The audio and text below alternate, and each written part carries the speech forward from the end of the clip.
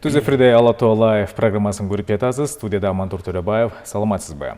Президент Садыр Жапаров Қазақстандың лидері Қасым-Жомарт Тоқаевтың шақыруысымен Қазақстанға расми сапарменен барды. Мамлекет басшысы кесіптешіменен сөйлесулерді жүргізіп, жоғарғы мамлекеттер аралық кеңештің 6-шы жиынына қатысады. Ошондой эле президенттердин катышуусунда Астананын борбордук көчөлөрүнүн биринде Айкөл Манастын эстелигинин салтанаттуу ачылышы аземи болот. Сапардын алкагында бир катар иш-чаралар каралган. Алар Кыргызстан-Казакстан бизнес форуму, аксакалдардын жана чыгармачыл интеллигенциянын тегерек столу, Кыргыз-Казак жаштар форуму, Жусуп Абдрахмановго арналган илимий практикалык конференция да бар. Алсак 2022-жылы Бишкекте Аль-Фараби атындагы Казак улуттук университетинин филиалы ачылып, маданиятты өнүктүрүп, билим алмашууга жана элдердин ортосундагы байланышты өркүндөтүү иштери жүргөн. Кадырман көрүүчү, бул сатыбызда Кыргыз-Казак алакасы тууралуу кеп кылабыз. Бул үчүн берүүбүзгө билим берүү жана илим министринин кеңешчиси Алмаз Ибраевди чакырганбыз. Алмаз Розахович, саламатсызбы? Кутмандуу күнүңүз менен студиябызга кош келиңиз. Мынакей президент Садыр Жапаров учурда Казакстанда Астана шаарында жумуш сапары менен жүрөт. Негизи эле билим тармагында Кыргызстан менен Казакстандын ушул алакасы кандай, ушуларга токтолсок алгачы. Рахмат, биринчи студияңызга чакырганга.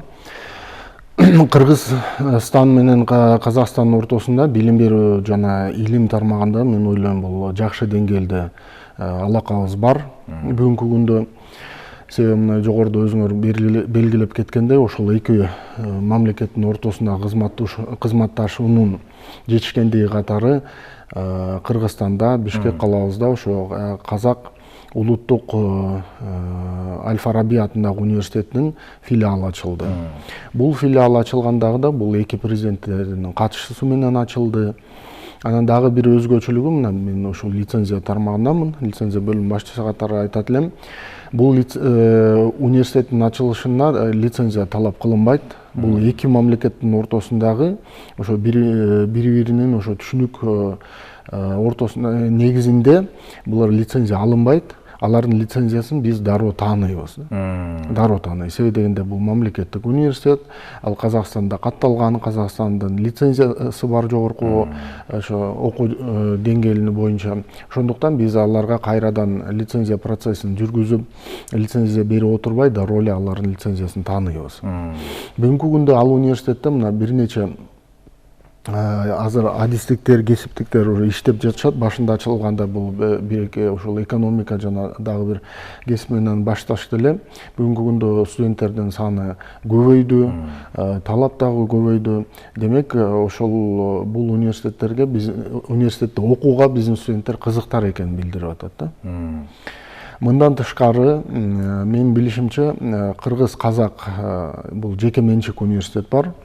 Бул биздин Бишкек калабыздан Көкжар кичи районунда жайгашкан. Ал университет 15 жылдан ашуун ишмердүүлүгүн алып келе жатат. Ал жерде ошол жогорку деңгээл бакалавриат жана магистратура бар, андан тышкары колледжи бар, лицеи да бар. Аяктагы да 400-500 студент билим алып жатышат. Мунун бардыгы тең, демек ошол Казак университеттерине биздин кыргыз студенттеринин тарабынан кызыгуу бар экенин билдирет.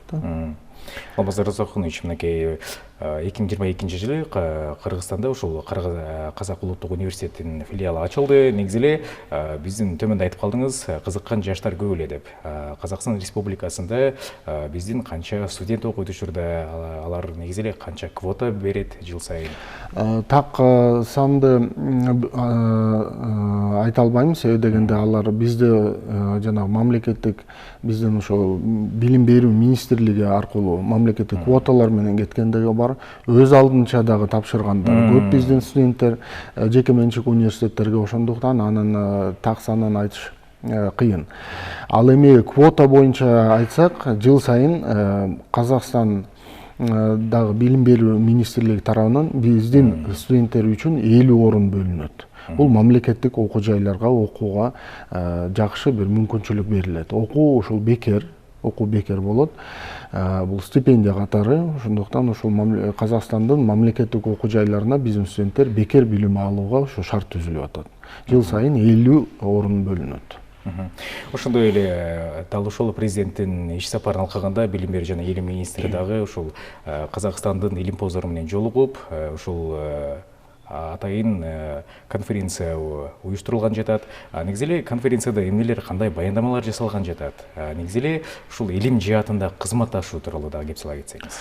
Ооба, туура. Бүгүнкү күндө ошол президентибиз менен кошо делегациянын арасында биздин билим берүү министри доктор Гүлшара Шариповна жана ошондой эле билим департаментинин начальниги жана башка ошол өкүлдөр катышып жатышат бүгүнкү күндө ошол форумга.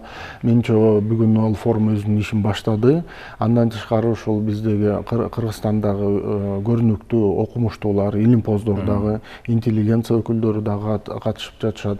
Эми Кыргызстан менен Казакстандын ортосунда изилдей турган бизде көп маселелерибиз бар, биргелешип ушу илим жаатында. Ошол эле ала турган болсок, ошо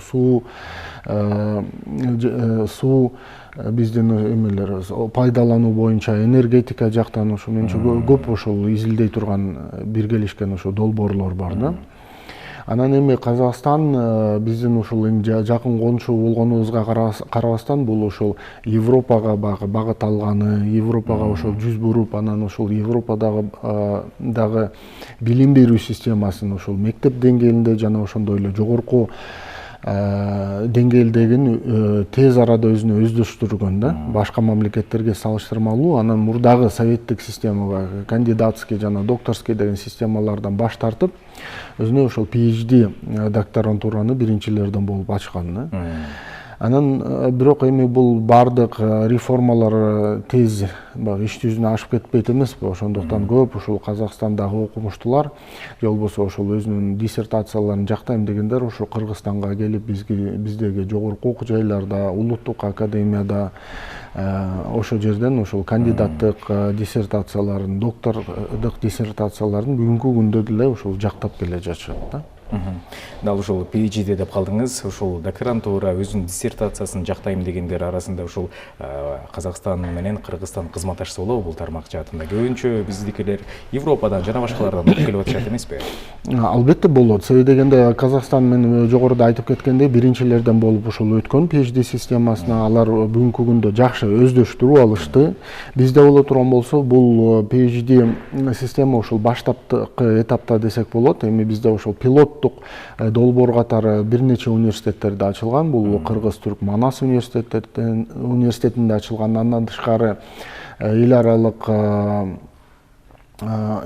университетте ачылган жана ошондой эле улуттук университет бүгүнкү күндө мына Арабаев университети ачып атат, жана башкалар ачып атышат. Бүгүнкү күндө биздики ушул өздөштүрүү табындай дей турган болсок, ал эми Казакстан бул боюнча ушул жакшы тажрыйба алып калды.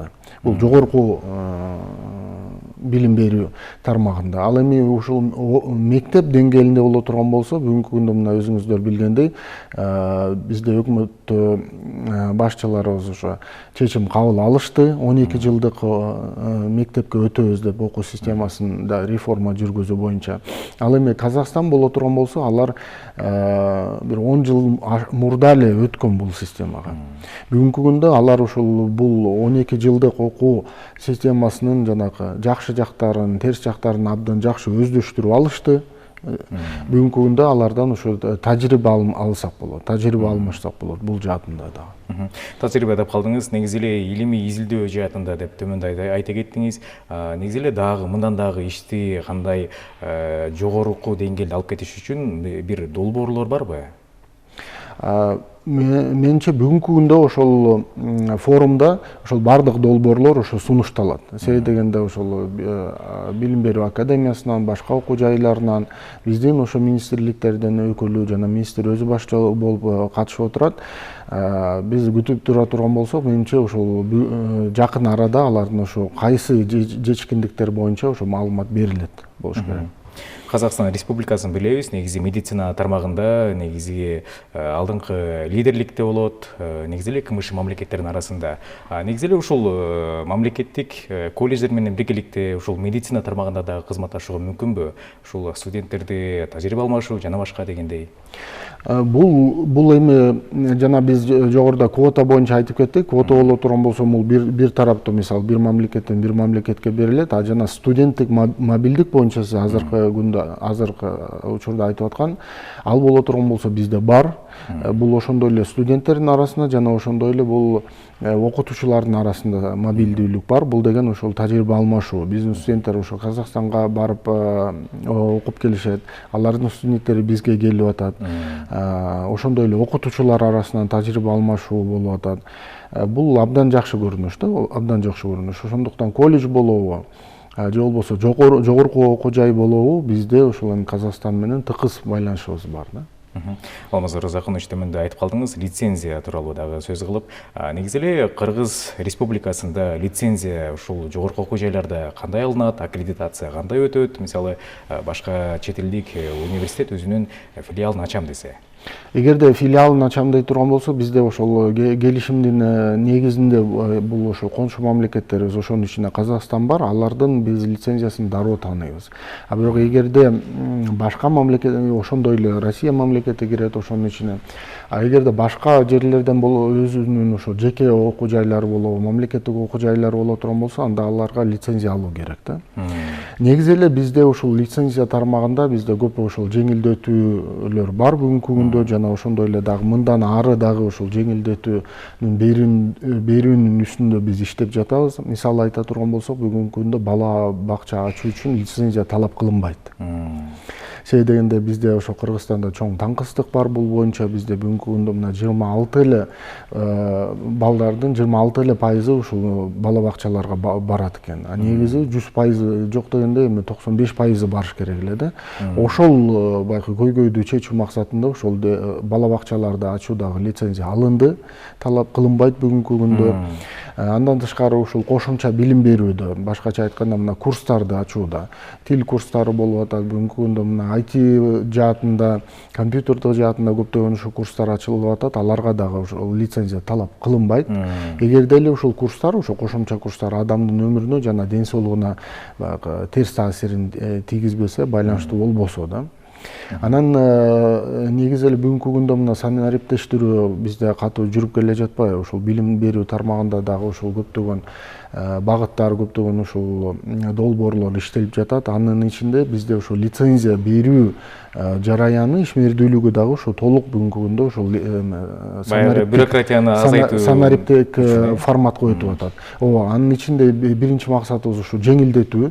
Себеби дегенде мурда өзүнүн ушул документтерин биздин борбор калаабызга жайгашкан билим берүү министрлигине алыс региондордон алып келе турган болсо, бүгүнкү күндө келүүнүн кажети жок.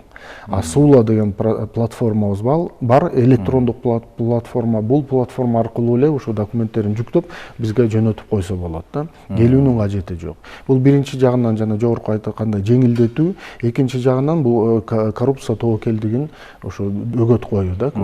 Себеби дегенде бири-бири менен жолугуу, түз байланыш болбосо дагы бул санариптешүү болот, санариптештирүү аркылуу эми документтерин ошол үйүнөн отурабы, же болбосо ошол өзүнүн окуу жайынанбы, офисиненби ошол лицензияга тапшырып коюп, ошондой эле кайра эле ошол санариптик түрдө ошол документтерин алса болот. Болгону мамлекеттик төлөм бар. Мамлекеттин төлөмдүн көлөмү 1000 сом. Андан ашыкча бир да тыйын төлөбөйт, бир да сом төлөбөйт. Ушул эмеге бүгүнкү Асула платформасы бир нече жылдан бери буга чейин эле иштеп келген, бирок бул деген ыктыярдуу түрдө болчу да. Кааласа кагаз түрүндө тапшырат, кааласа ошол Асула аркылуу.